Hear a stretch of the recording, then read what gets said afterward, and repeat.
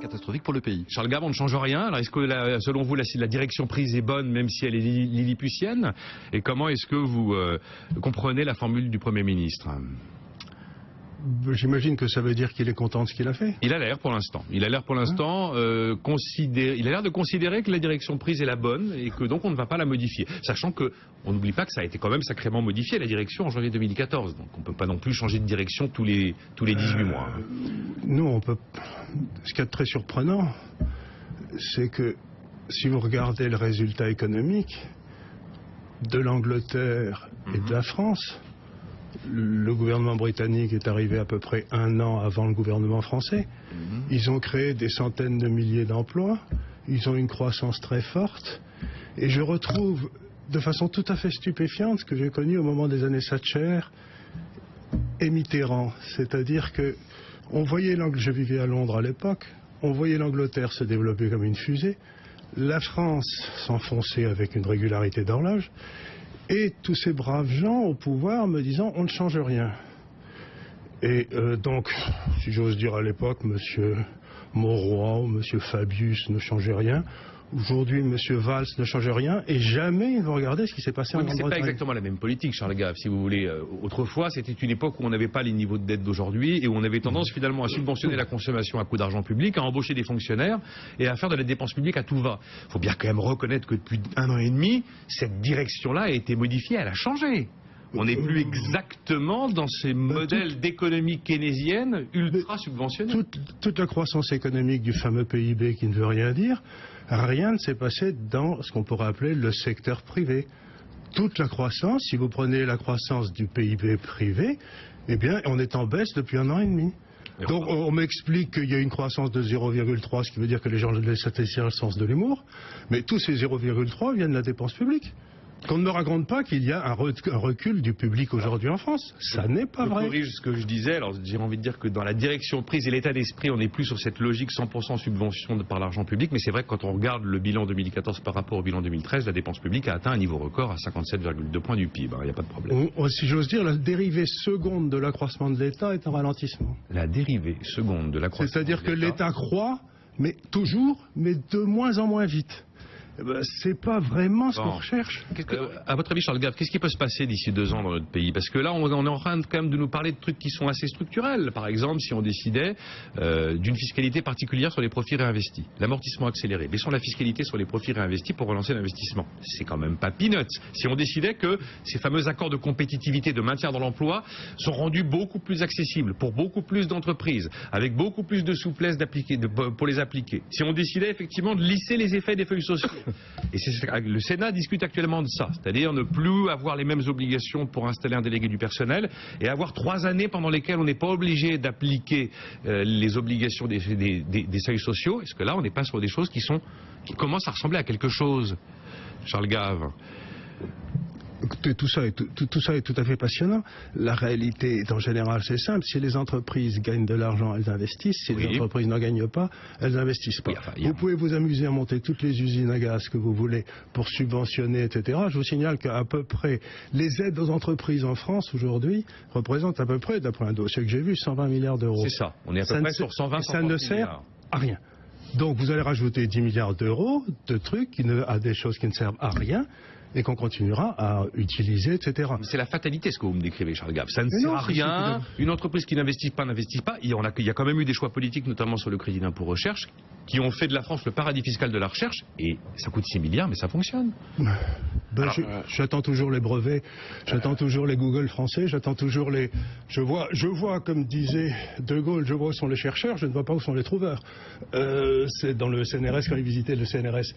Tout ça, ça me fait l'effet, vous savez, c'est ce que disait son Premier ministre à la reine Victoria.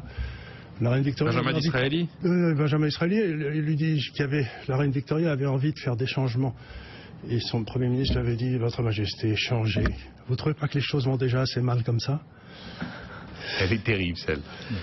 Je vais la noter. Charles Gave, donnez-moi une raison quand même d'espérer, parce que je trouve que votre discours est très très sombre et très démoralisant. Mais pas du tout, nous sommes dans une... Est-ce qu'il nous faut un choc absolument terrible, une rupture avec l'Allemagne, une victoire du Front National en 2017, un incident de crédit pour qu'il se passe quelque chose, ou est-ce qu'il y a un moment où l'intelligence peut l'emporter? Comme l'a dit mon voisin très bien, nous sommes dans une période de destruction créatrice comme il y en a rarement eu dans l'histoire.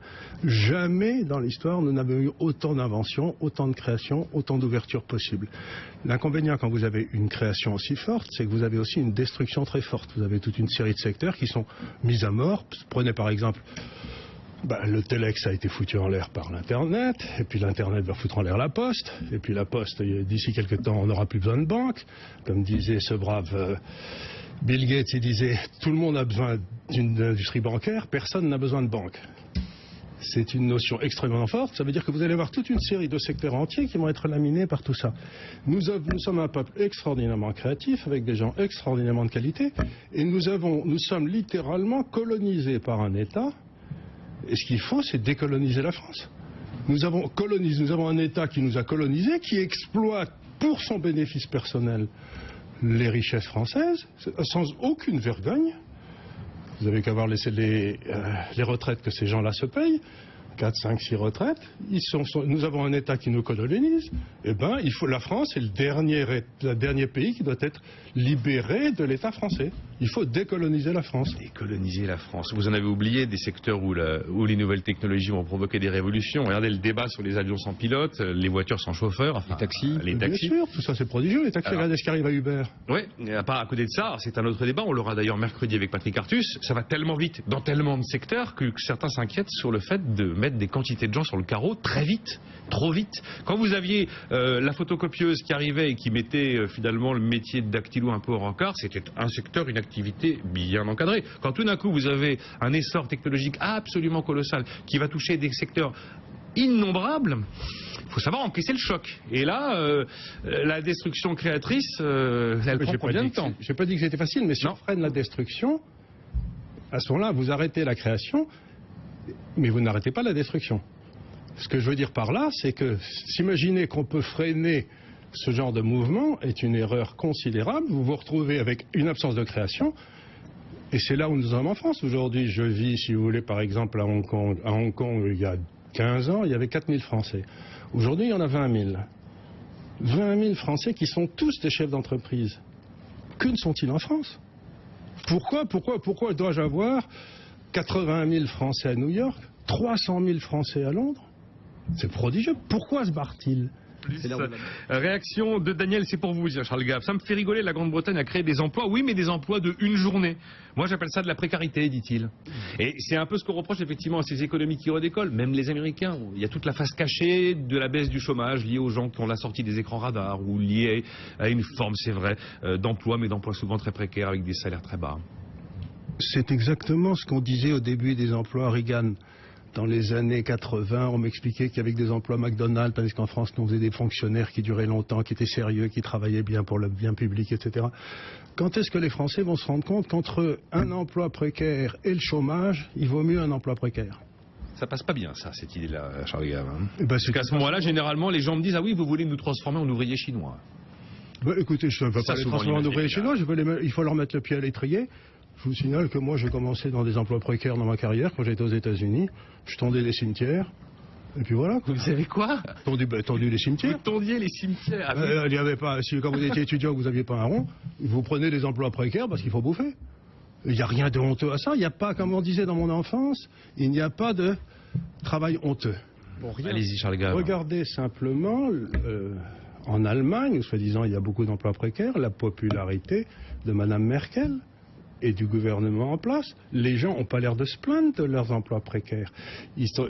En France, on se retrouve sans arrêt avec, dès qu'un quelqu'un arrive au pouvoir, la fois d'après il est battu, on ramène celui qui était battu la fois d'avant, il se fera battre encore la fois d'après, parce qu'il n'attaque jamais cette espèce de croyance que il faut éviter les emplois précaires. Oui, que si j'encadre les prix, je les fais baisser, que effectivement, si j'interdis les licenciements, je fabrique de l'emploi, ce qui n'est pas vrai. Oui, et que si je subventionne la demande, je vais faire de l'offre. Ça fait partie des croyances et des idées reçues.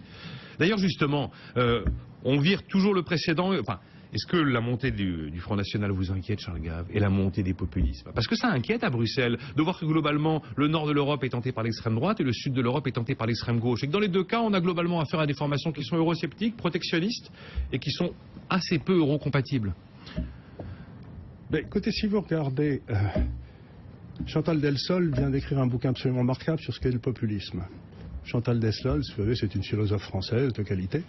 Elle vient écrire un bouquin sur le populisme. Elle explique à quel point, dans le fond, c'est une réaction normale, le populisme, et que les élites, soi-disant internationales, ressentent ça comme une agression extraordinaire vis-à-vis de leurs croyances à eux. C'est clair. C'est exactement ce qui se produit. Moi qui suis un être tellement généreux, qui suis pour la liberté de tout le monde en Afrique, etc., regardez, je tombe sur des imbéciles qui ne comprennent pas ce que c'est que l'international, qui sont racistes, qui sont...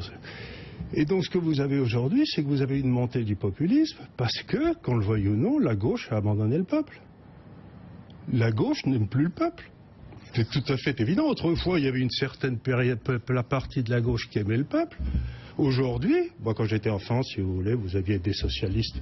J'habitais dans la région d'Amiens, qui était un sénateur, qui était un vieil ouvrier, et il aimait le peuple. Il en faisait partie. Oui, Charles Gave, c'était facile d'aimer le peuple quand en 1993 on avait 500 milliards d'euros, enfin l'équivalent en euros, 500 milliards d'euros de dette, et qu'on avait une croissance météorologique qui revenait régulièrement à 3,5%. C'était facile d'aimer le peuple, c'était facile d'aller voter des lois de finances avec des cadeaux, parce que de toute façon un tout petit peu d'impôts et le joli retour habituel de la croissance allait vous racheter votre clientélisme voté au Parlement. Aimer le peuple, c'est pas être clientéliste, c'est simplement lui donner sa chance. Aujourd'hui, vous donnez votre chance aux fonctionnaires et vous tuez le peuple. Vous tuez le peuple travailleur et vous subventionnez les classes dirigeantes qui sont toutes fonctionnaires. Donc ça n'a strictement rien à voir avec une politique. Cette politique qui est faite en France est faite contre le peuple. Et il ne faut pas étonner si Marine Le Pen fait un tabac, parce qu'elle transmet cette frustration. Moi, je suis quand même extraordinaire. Écoutez, vous avez eu ces élections qui ont été tout à fait étonnantes. Monsieur Valls m'a expliqué pendant 15 jours ou 3 semaines, je ne sais pas combien de temps, durant la campagne, qu'il ne fallait pas voter pour Madame Le Pen, que c'était très très mal. Il ne m'a jamais expliqué pourquoi il fallait voter pour lui. Il m'a expliqué pendant 3 semaines qu'il ne fallait pas voter pour Madame Le Pen. Bon, mais ça j'ai bien compris. Mais pourquoi je devais voter pour lui? Je ne sais toujours pas. Oui, alors à part que cet abandon du peuple dont vous parlez, il est à mettre au crédit ou au passif de l'ensemble des formations politiques qui ont gouverné ce pays depuis que je suis né. Absolument. Donc voilà, ça veut dire dans ces cas-là qu'une politique favorable au peuple n'est pas forcément une politique de gauche. Ça dépend comment vous définissez. Eh ben voilà, c'est pour ça que moi je vous mettais en avant la dépense publique, je vous mettais en avant la faible dette de l'époque et cette croissance mécanique qui permettait, par un phénomène bienveillant de l'économie et des cycles, de pouvoir financer une politique de gauche au sens un petit peu socialisme, canal historique, tel que le revendiqueraient aujourd'hui les Français. Si vous voulez, encore une fois, Reagan, quand il était au pouvoir, il a développé, il a été élu par le peuple, il a été réélu par le peuple, Thatcher a été élu par le peuple, réélu par le peuple, et il faisait des mesures favorables au peuple. Madame Thatcher, par exemple, elle a privatisé tous les HLM en Londres, ce qui a permis à toute la classe populaire de se faire son premier actif. Ça a été incroyable. Elle a quand même été réélue 2 fois, Madame Thatcher. Elle a été élue 3 fois. Ouais, 3 fois, elle n'est pas allée au bout du dernier mandat. Absolument. Alors Charles Gave, réagissez encore là-dessus. Après, je voudrais qu'on dise un mot de la Grèce et de l'état des marchés financiers. Réagir là-dessus, c'est assez simple. C'est que on dit sans arrêt la France est non réformable. Mais à partir du moment où, comme l'a dit fort justement mon voisin, vous avez beaucoup plus de fonctionnaires en France qu'en Allemagne, et où les fonctionnaires dominent complètement la classe politique, puisqu'il y a une interpénétration totale entre la classe politique et la classe administrative, ce qui n'existe dans aucun autre pays au monde. Ce qui bloque le système, ça n'est pas les entreprises françaises, c'est le corps étatique français, qui s'est arrogé des droits absolument extraordinaires et il n'entend pas les perdre.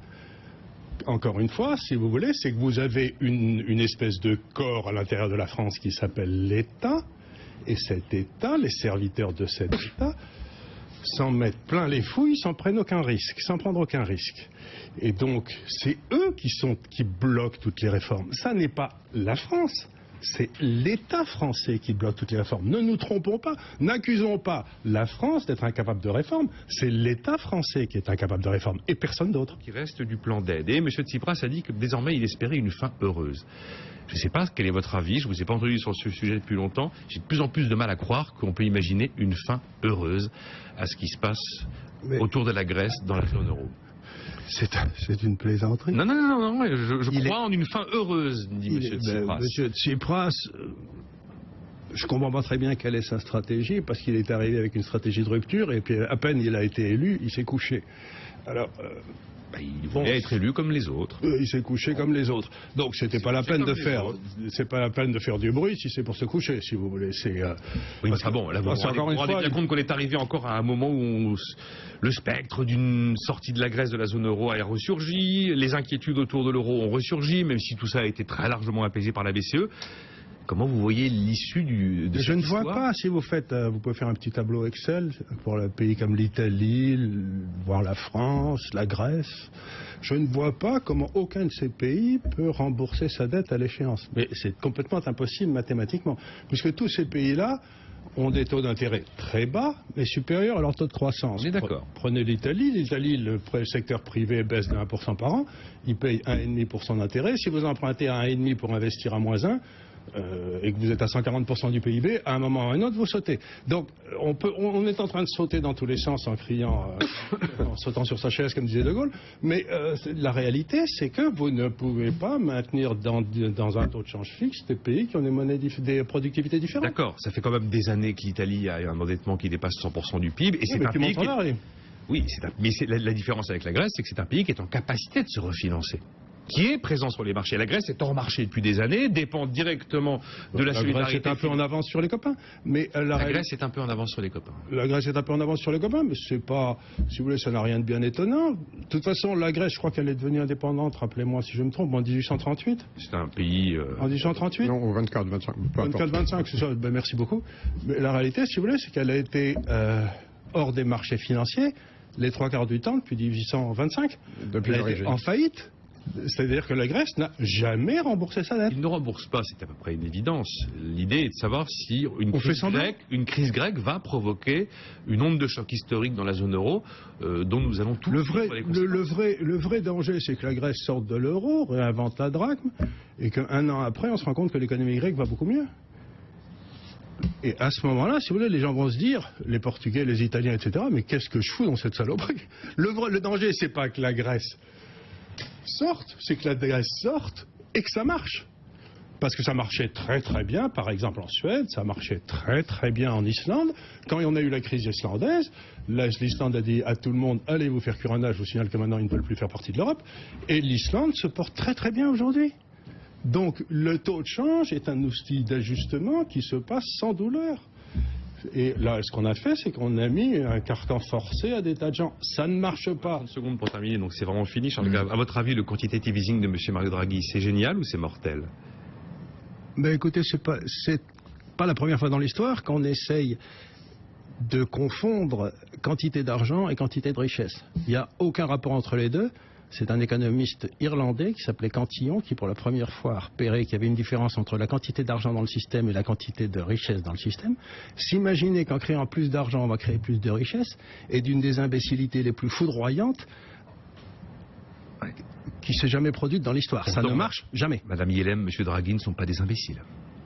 Je pense qu'ils ont une petite idée de ce que vous dites. Les gars qui ont fait la ligne Maginot n'étaient pas des imbéciles, c'était tous les plus grands ingénieurs français. Hein. Merci Charles Gave d'avoir été avec nous aujourd'hui, Henri Pijat et Laurent Wronski. Donc rendez-vous tous place de l'Étoile. On se retrouve nous sinon demain dès 9h à Sillon Intégral Placement avec Cédric Decure et Guillaume Sommerer.